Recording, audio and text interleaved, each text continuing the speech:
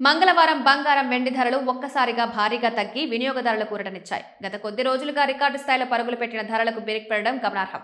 ముఖ్యంగా మహిళలకు ఇది పెద్ద గుడ్ న్యూస్ గా చెప్పవచ్చు. నిన్నటి వరకు తులం బంగారం ధర 1.42 లక్షల వరకు చేరగా మంగళవారం ఒక్క రోజులోనే భారీ పతనం నమోదైంది.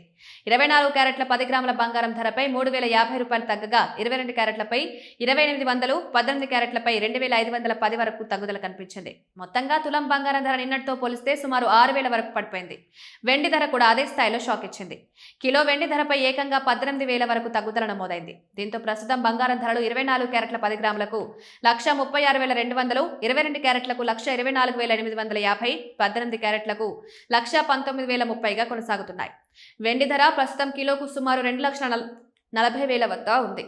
హైదరాబాద్ మార్కెట్లో 24 క్యారెట్ల 10 గ్రాముల ధర 1,36,200 ఉండగా కిలో వెండి ధర 2,58,000గా నమోదైంది. డిసెంబర్ నెల మొత్తం బంగారం పలుమార్లు రికార్డు స్థాయిని తాకినప్పటికీ 2025 డిసెంబర్ 30న ధరలు గణనీయంగా తగ్గాయి.